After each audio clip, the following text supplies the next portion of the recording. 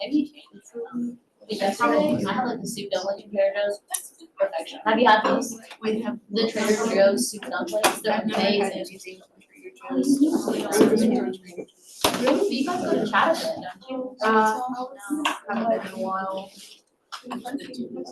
That's it's gonna get more expensive. Girl, I just love it because I don't go anywhere. No,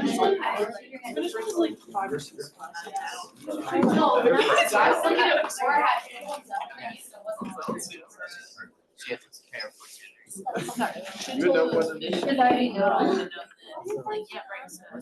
I meant to ask him how his file.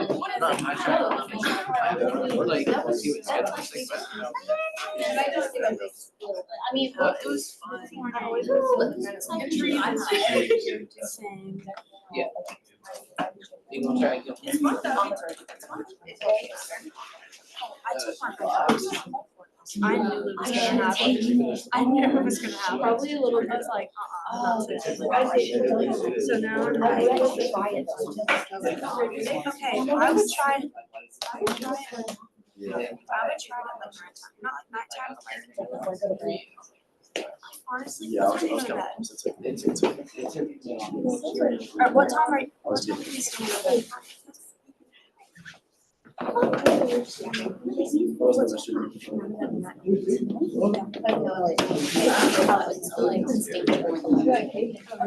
heard about it. 7 hours, right?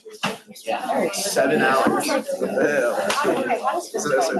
Yeah. So that's okay. So it's like that they put in straw. Like it's really that's intriguing. It has water. It's just like it's like one of the things. I think that's the one So my name's me and I'm gonna make slides. Me and Bryce are having slides. That's only why and she's also listening. And she I don't make slides. That's all she's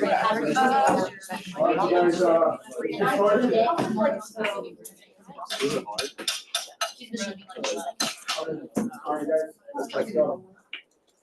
And bring on the energy down. Yes. All right. Cool. So this weekend, I was getting a lot of emails last night doing the homework. I saw some of you guys were having a little bit of trouble with it. I was like, yes, I got you.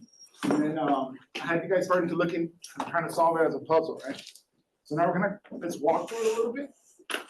So there, the big thing is I really want you guys to kind of keep an eye on gene expression, right? That's the big goal. But I want you guys, I was giving you guys a hint here that we really have to take care of it at 2 different levels, right? We're looking at transcription and translation. And for that, the thing that we were kind of going over was, if you remember from Wednesday's lecture where we're talking about transcription, basically it's, we have these huge chunks of DNA. How do our cells know which ones are friends of RNA? Right? And that's what's going to be the visual.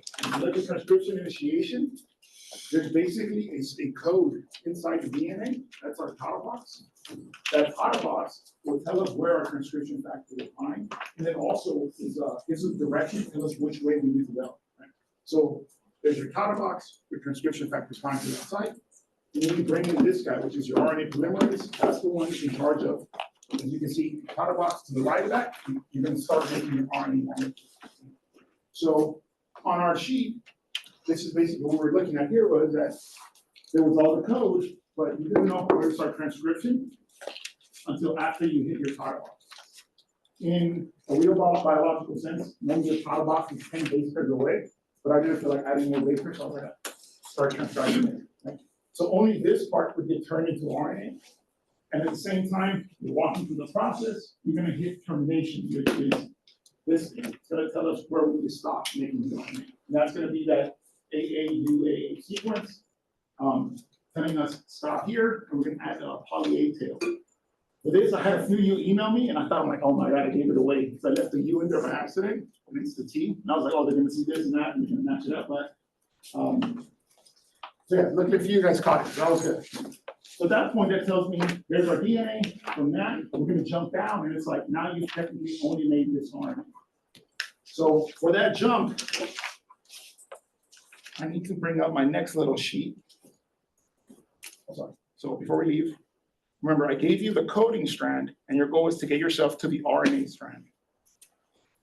So this is my little diagram I've been working on, trying to make it look nicer. It's not yet that intuitive, but it's still a work in progress. Now, normally your DNA, right?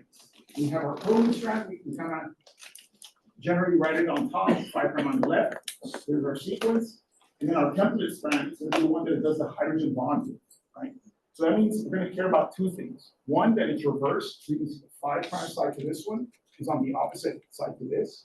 The other one, that they're complements, that if this has an A, this will have a T. If this has a C, that'll have a T, right? So you have to be doing the switch. When you do that switch, basically just get this reverse complement jump, right? Our coding and our template strand, they have that same jump, where they have to like kind of like, in my head almost seems like they're carrying out handshakes. Like my right hand can shake a left hand, and then my right hand goes, and then this thing can only go shake a left hand. Just like that, your coding strand reverse complement this way. Your template strand is also then a reverse complement of your template. So that's how it's actually copying itself, right? So here you can see there's a template, there's our RNA, 5' A, U, G, U, C, C, C. And you can see 5' on this side, and we're going the other way. So from here to here, you can do reverse complement jumps. From here to here, you would also need to do a reverse complement jump.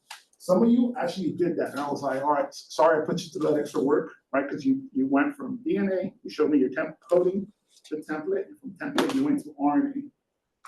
But the trick is, because these two are both opposite of this, the only really easy way to do it is if you have coding, you just switch out the T's to U's, right? That way you can just basically jump a step. So that's where here I was kind of showing you, I basically highlighted that sequence, pasted it down, and every time I saw a T, I just plugged in a U. So that was, you could do a little extra work. If you know the trick, it makes it a little bit faster, right? After that, the next thing was gonna be translation, right? So again, the parallel is, how does the cell know when to start making the protein, and how does it know when to stop making the protein? And for this, we kind of use these codons, right? So our start codon, the big one we're going to care about is that AUG. So ATG, remember, is the only one I expect you to memorize. You need to know that that's where we start. So you basically, the ribosome, or this small part of the ribosome, is going to start scanning the front from the 5', and the first AUG it finds, that's what it's going to use to basically make your transfer. So that'll be your first amino acid methionine. And if you would have kind of followed here, not underlined are the codons. You can see what are written my DNA, and then we would have had to stop. Right? And to stop, remember, that's a sequence, which I'm kind of showing down here.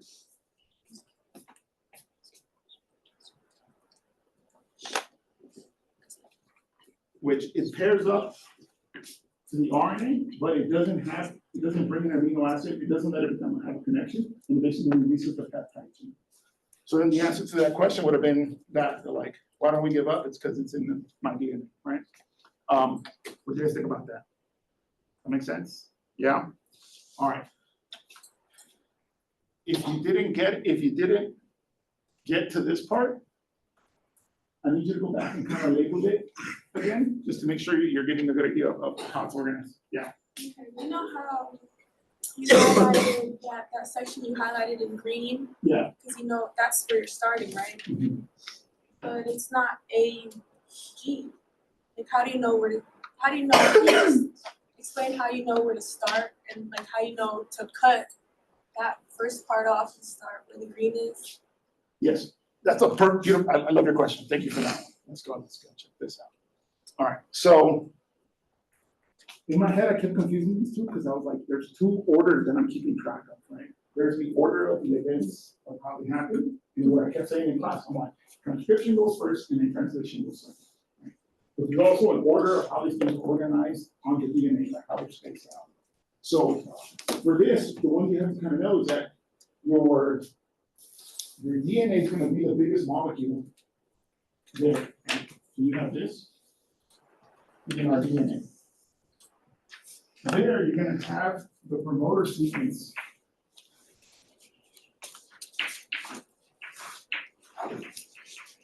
And it has no orientation, right? Because it's going to start with a T and it's going to end with an A. So it has a telling you which way to go. this is gonna be the info to say, okay, now 10 base pairs in front of this is when we start making our mRNA. So if we're talking about this order coded, you can see that transcription start has to be outside of our RNA, right in front of our RNA. It itself doesn't mean it just tells us where to go. This information, if we were kind of following the order of events, you start transcription, you make your whole RNA, and then of course here you have your A, C, which is your stop. So order coded is on the outside, transcription start, and on the outside, transcription stop. That'll tell us the exact region of like only this part of that, of this whole DNA, is going to become an actual mRNA. Okay? And then inside of this, if we look at this mRNA sequence, you can imagine that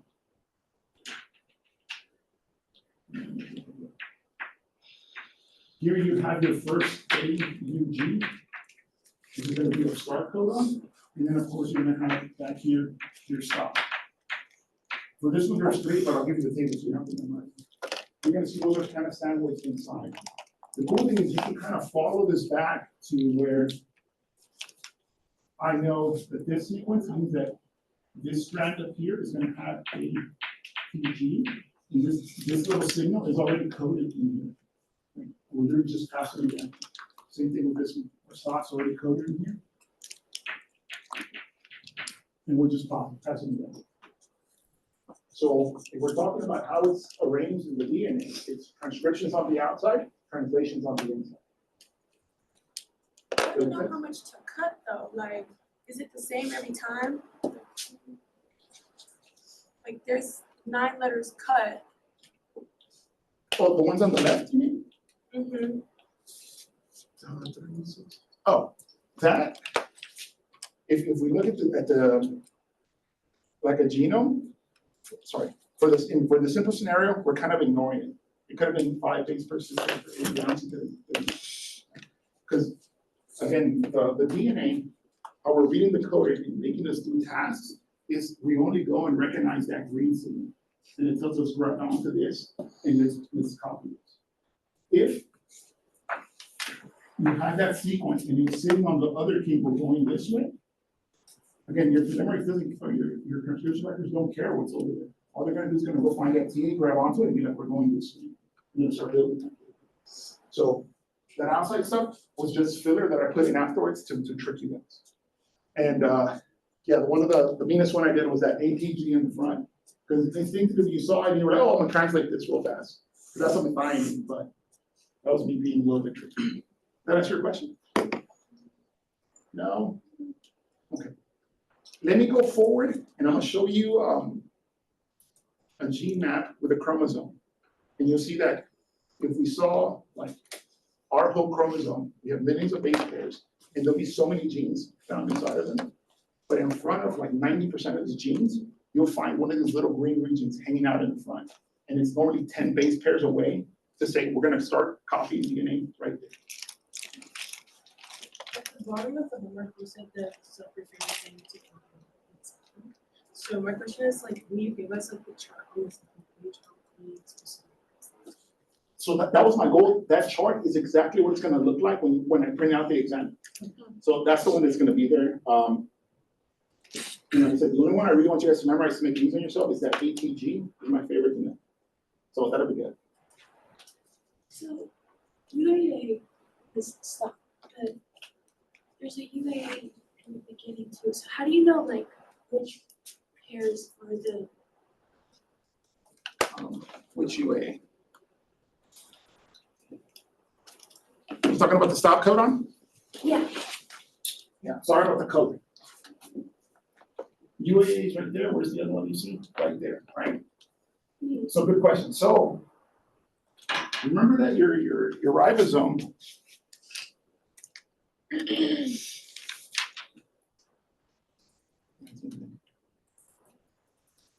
when our tRNAs are coming in, they're matching 3 letters at a time.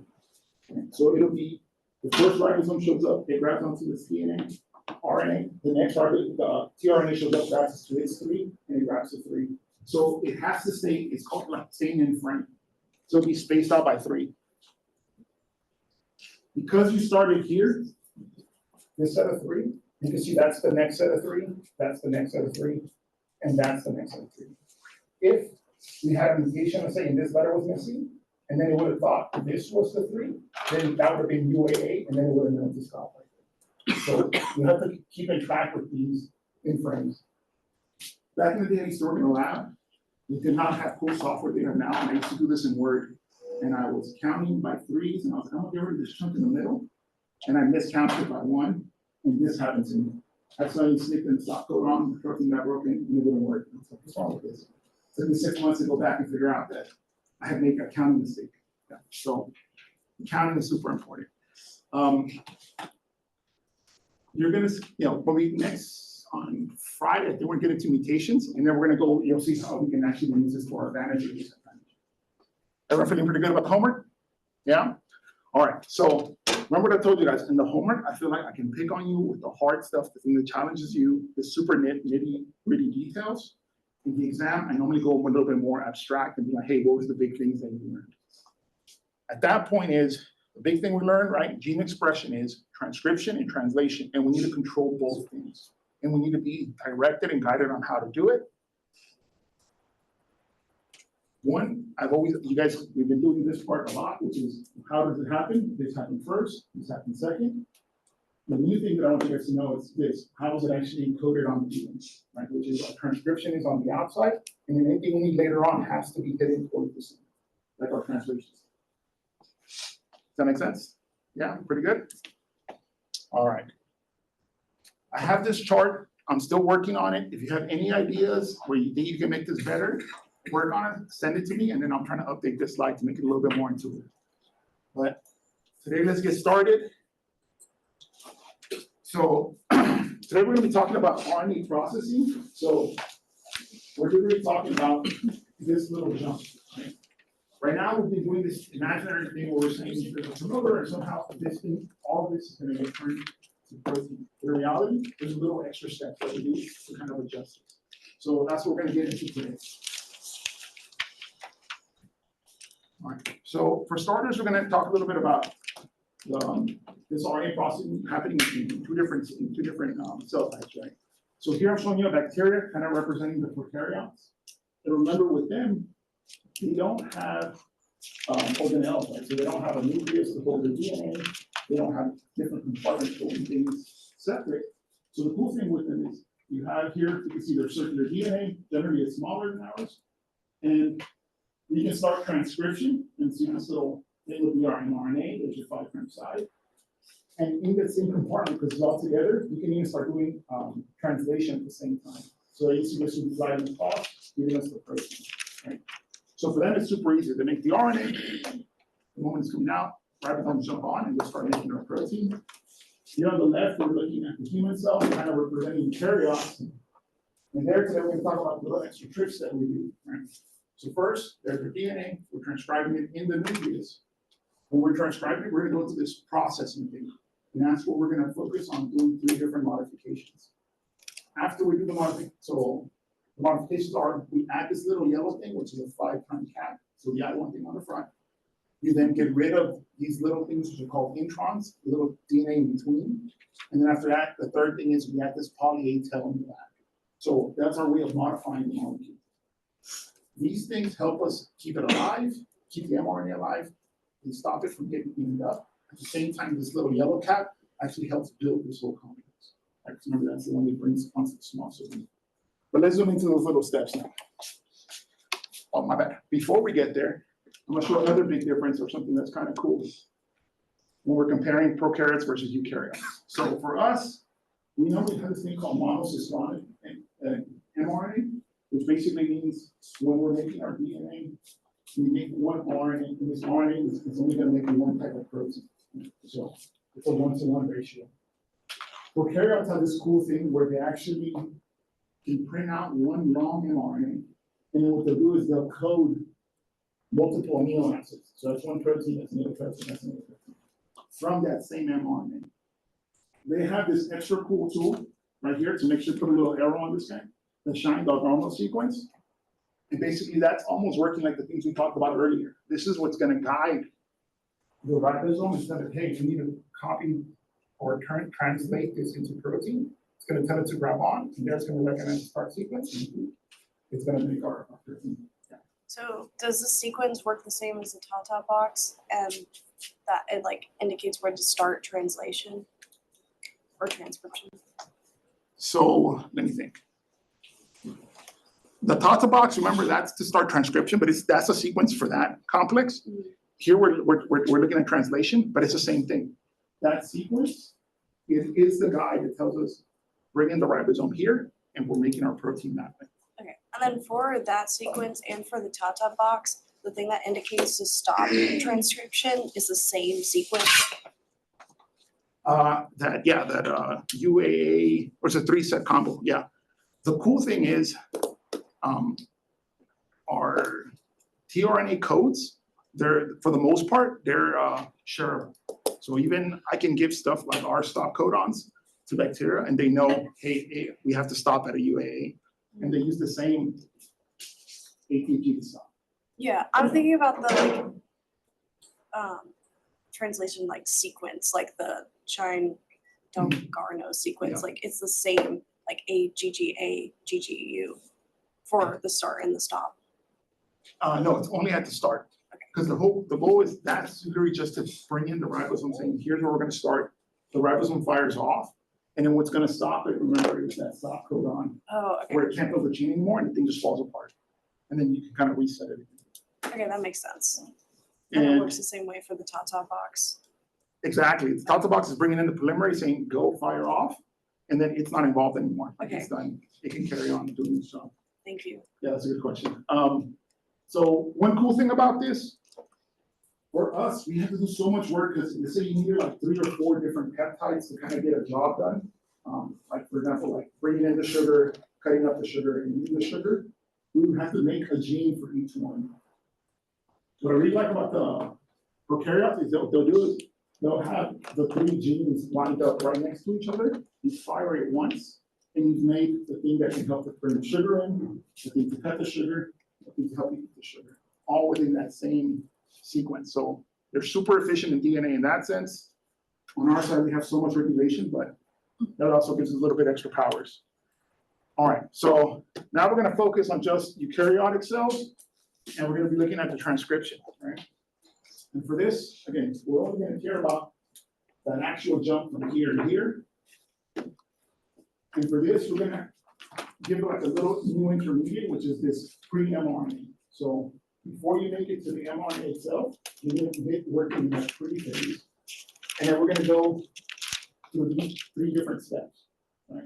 So we're gonna modify the front, the 5' end. We're gonna remove the introns, and then we're gonna modify the 3' end. And what you'll see is, I have it on this slide. I'll show you a little bit later. I have the enzymes that actually eat the stuff. So here's kind of the diagram, right? We're in the nucleus. There's our DNA. This is going to create this pre-mRNA, this longer strand, and then these blue regions are going to be our exons. They'll be the ones that we're going to keep, right? So you can see we're going to cut out the yellow and leave only these blue regions. On the 5' side, you see it's empty. We're going to add this modification, which is a 5' cap.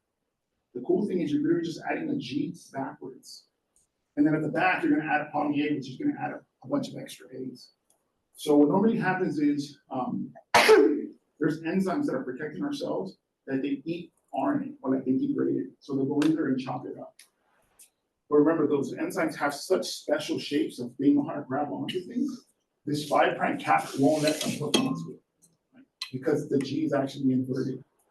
And then the other one is on the back end, by putting a bunch of poly A tails, like a long poly A tail, it's when stuff's trying to eat it from that side, it's going to take a while before it can reach our stop codon. So technically, if you give it a longer tail, you have more time for this RNA. A shorter tail, it's going to be faster and you clear it from the system. So these are the 3 things we're going to focus on, but that's their big goal, helping us keep it alive. And this one's going to do some extra tricks at the end. All right. So Here we're kind of zoomed in again, and I'm kind of showing off what's going on. So there's your 5' cap. So this is gonna be the thing that's gonna modify at the front, and there the G is the big thing, right? We're actually gonna flip a base pair in front. For this one, the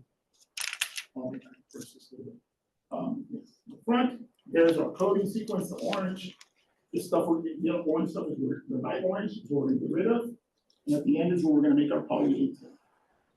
So for this one, the poly A tails, it can be very long. And then this is the thing you guys have to focus on. It's gonna give us a little bit of protection so it doesn't get evened up too fast. If we zoom into the 5' cap, you can actually see it's gonna look like this, right? So the blue one is gonna be our mRNA cable. So that'd be this little drawing that I made here. And there, remember, there's your nitrogen base. So that's carbon 1, 2, 3, 4, and that's 5. So 5 to 3', you can see this is the start of the cable. And we're kind of walking down. This is the first nucleotide, second, third. And then what you can notice, this is that special one. Guanosine, you basically glued it in backwards. And now your sugar's hanging out that way, but your nitrogenous base is going this way.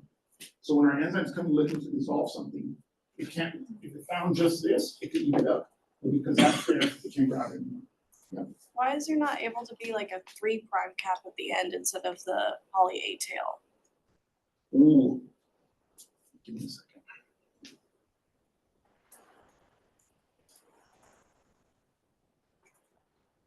I'm gonna ask you, Clint, sorry for this one. I feel like there's a virus or bacteria that does some trick to their 3' to protect it. They usually have a structured 3' UTR, but I think here it probably goes back to organic in terms of the reaction mechanism between a yeah. So 3' hydroxyl and a 5' phosphate. Yeah. So you wouldn't be able to glue it because remember you have your base pair with these phosphates. I'm trying to think if you end up trying to glue it down here with the phosphate groups, it would look like another nucleotide, right? So I'm trying to think. I'm not sure. I need to look it up. I'm not any that I know of, but if I bound stuff to other pockets, I think you would mess up the back end.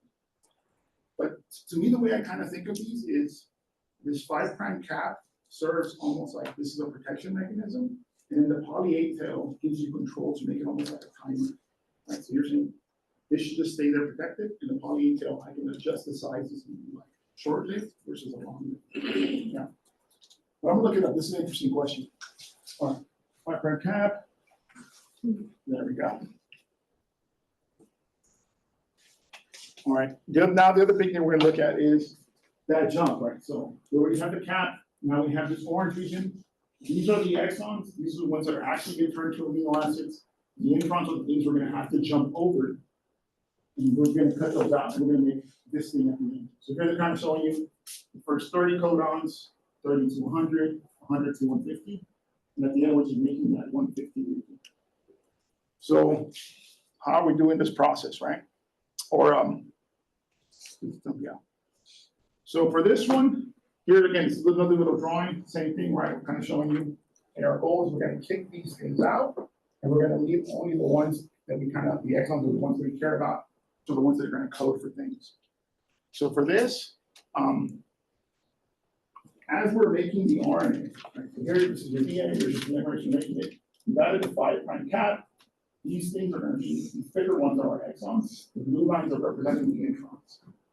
This little sphere is representing a spliceosome, which is the thing that's going to help us cut this blue region out and glue the other two back together, just like that. Right. So it'll trim it and it'll glue them into each other. So process-wise, 5' goes first, splicing goes next, and the last thing is we add that poly A tail. But like if we zoom in to the spliceosome, right? Because again, you guys know I love the question: how is the spliceosome deciding where we're going to cut these things or where we're going to glue them together? And that's where this thing is a super powerful complex. It has RNA and it has protein. The RNAs, the big task they bring in is going to be this little thing you see right there, and this little thing you see right there, which is our RNA molecule is going in there and it's doing the same thing of hydrogen bonding, reverse complement binding to that sequence. So whatever sequence this RNA is will tell us exactly where we're going to go grab. If this one's present, it has a sequence to go grab this specific sequence. So you can use this to go target, I want to cut from here to here. After that, the protein itself is going to come in and it's going to help do this process of, normally we cut this part, the 5' side, it'll link into the middle of itself. And then it's called like a variant, it'll be hanging around like this. Then we cut off the back. At that point, you grab this and this, and you remove those two together. So you kind of like take out a chunk from the middle, and then the things come together. And this is super powerful because you're gonna see we can actually use it to make more things from a smaller set of codes. So here we're looking at this thing called alternative splicing, which when we're looking at a gene, in the beginning, we can have all of our exons basically present. Right? These little gray regions that represent our introns. And normally, let's say scenario 1, we're getting rid of every single intron. We have 1 through 5. We have all these different parts of the protein stuck to each other. When we look at scenario number 2, what this can do is it's going to skip our third exon. So that means that with an enrichment of the ribosome RNA here and RNA here, you can grab these 2 cables and you basically will leave this part out. You can link up from exon 2 all the way to exon 4, and you can change the way that protein works. The cool thing about proteins is the proteins, you see how these are kind of color coded? Proteins normally clump up and work in little small domains, like little clumps within that big protein. Kind of like this one I'm trying to show here. Right? These are the little clumps. And the cool thing is you, like this little clump could be doing one job, this one might be doing a different job, this would be a different one. If I don't want to get rid of this, I can just cut it out. This is gone, and now we can lose that task. Next week, I'll bring you guys up a cool picture of where I have one for, it's a developmental one. And what it does is it has a domain that goes outside to catch things, but then the cell will not want to receive the signal anymore, and it does a splicing event, cuts it off, and now it doesn't show up anymore. So pretty cool, powerful stuff. All right, sorry, oh yeah, I read the time wrong. I thought I was out of time, guys. All right, no, we're still good. Sorry.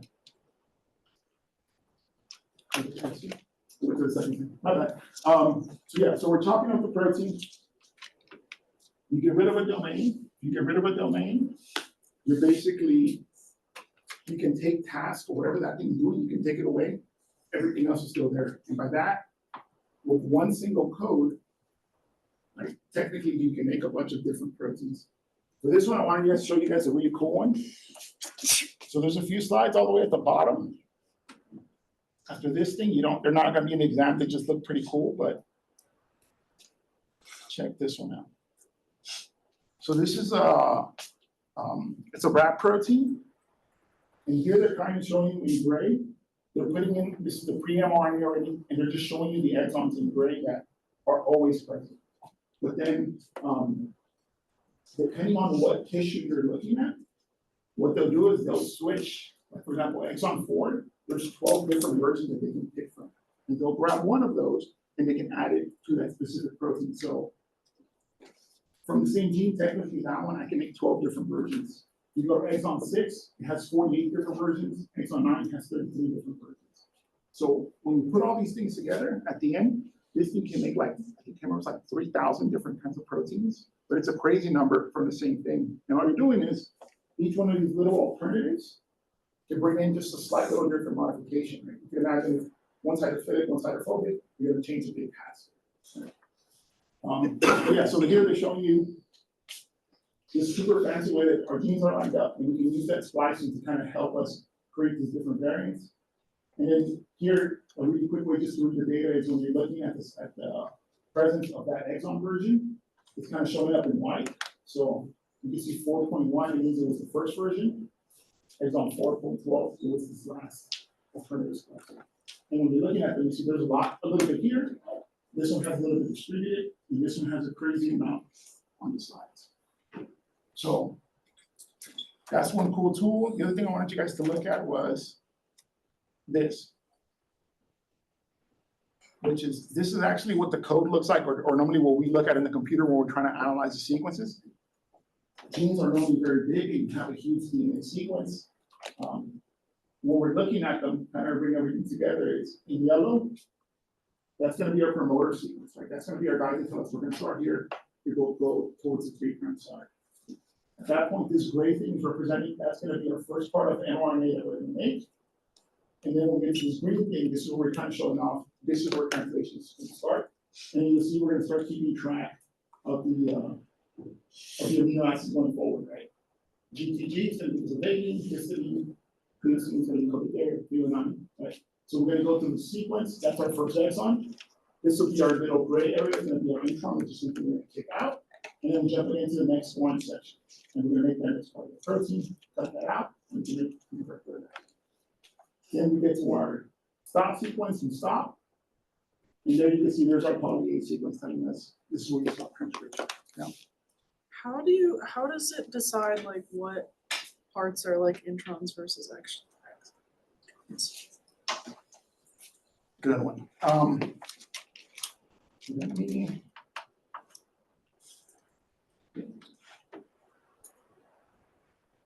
I almost want to go look for a real one. Let's look at this one. If it doesn't help, I'll go to actually find a real one. So basically, your cells have control of these small RNAs, right?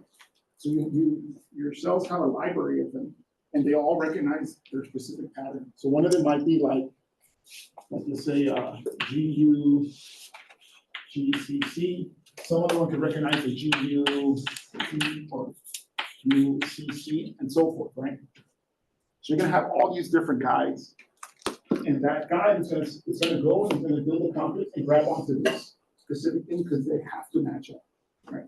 Same thing you're gonna find at the other side. You have another one, it's gonna go find the region and knows to grab onto it because it finds that pattern. And then it can do the cut. In this kind of case,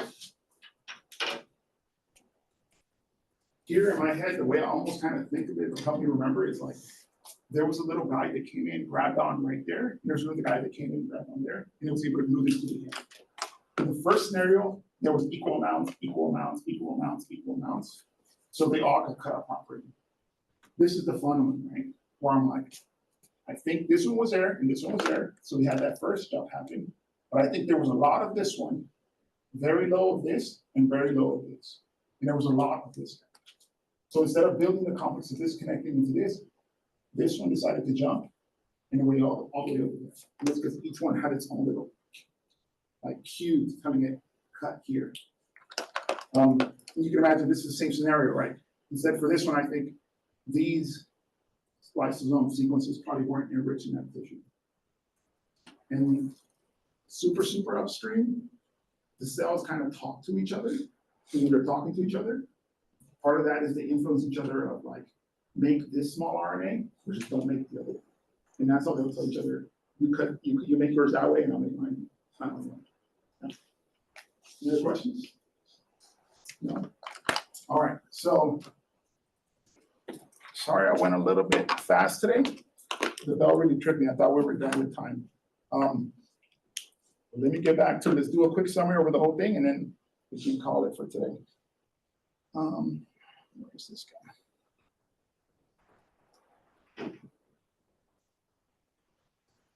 So,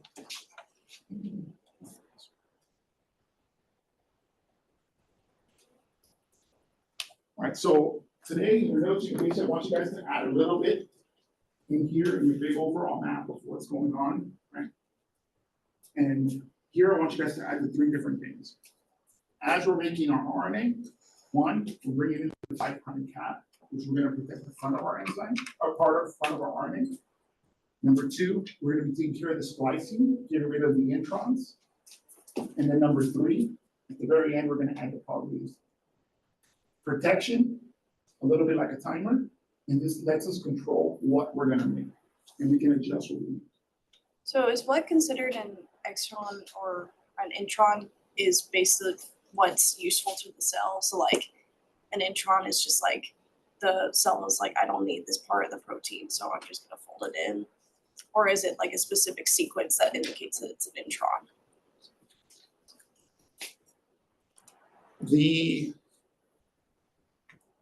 Repeat your question one more time.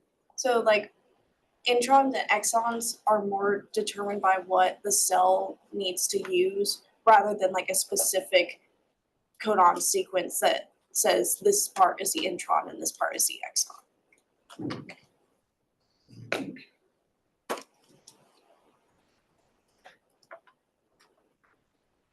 I almost want to say it's a little bit of both. So it's like, if we go back to that colorful drawing.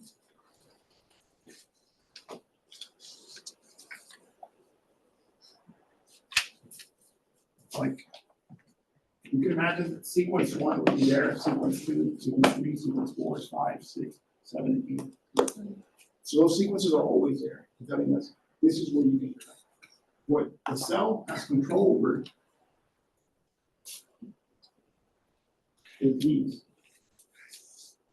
Those will be the ones that you can say, hey, I'm gonna work today with sequence 1 and 2, or I'm gonna work with sequence 1 and sequence 4. So you control these, and these are the ones that are going to be the determinant of, are you going to make a version that has all 5 fragments, or are you going to make a version that only has 2 fragments, or a subset? What else? And you said something about how it can switch jobs by cutting them. So this one actually, Clint showed me a cool, Professor Smith was talking about a cool one recently, where it's, I'm gonna butcher this, I'm sorry, but he was talking there's a gene, something like this, and I think you said the receptor was on this side, and you can see this would be their N-terminus, there's a protein, this would be your C-terminus, how we can be making it, and what it does is, on the back half, I think it's the active side, but basically, this thing's working, when it doesn't want it to work, it does an alternative splicing event, cuts it in a different spot, and it quickly adds a stop codon, and you're missing the last chunk of the protein. So whatever job was in this little area, let's say this was cutting or grabbing onto something you're missing, you can trick it because this will technically still be working on this area, but you won't have that thing happening. And on this case, this is working, and this will be doing whatever job you want it to do downstream. So you can sneak, like, if each domain of a protein has a task, right? Each one of these little colorful areas has a task. You can sneak them in and sneak them out. Like, not us, but your cells can do it, right? They can sneak them in, sneak them out, depending on what you want it to do. They're so powerful that normally, like, this is the trick we use in the lab. Like, I sneak parts from different things to help me do different tasks. Like, my craziest combo I've made is I grab the virus promoter that gets the gene to show up everywhere. Then I grew the domain of GFP, which is green fluorescent protein, which is just super colorful, and you can look at it in the microscope. Then I put in my gene from a plant. So I wanted to see how that worked. And behind that, I put it's called a glucocorticoid receptor, which is a protein that senses sugar, right? Like insulin, like it gives you signaling, but it's for animals. So what I can do is I can throw that into plants, and whenever I wanted to, I can give it that hormone, that glucocorticoid receptor. When it binds properly, it goes into the nucleus. So I could literally move my protein to the nucleus, and I could keep an eye on it, and I could see how long it, like whatever task you're doing, I could track it. But all because of that. There are domains, you can put them together, you can pull them apart, and depending on what you put next to them, you can change the different task data. That's a good question. Any other questions? No? All right, so just a reminder, Wednesday is in-class activity, so make sure you're here. And then, yeah, see you guys on, sorry. So the exams, they're gonna be available today at 3 p.m. on the doors. Walk by, pick them up. I semi-sorted them by you guys' first names. So I put the A through M on top, and the other ones below. If I didn't read your name properly, I might have put you somewhere else, and it's ABC order-ish, you know, so the A's are all together. I didn't put them further refined. Yeah. Awesome, guys. Thank you. Do you remember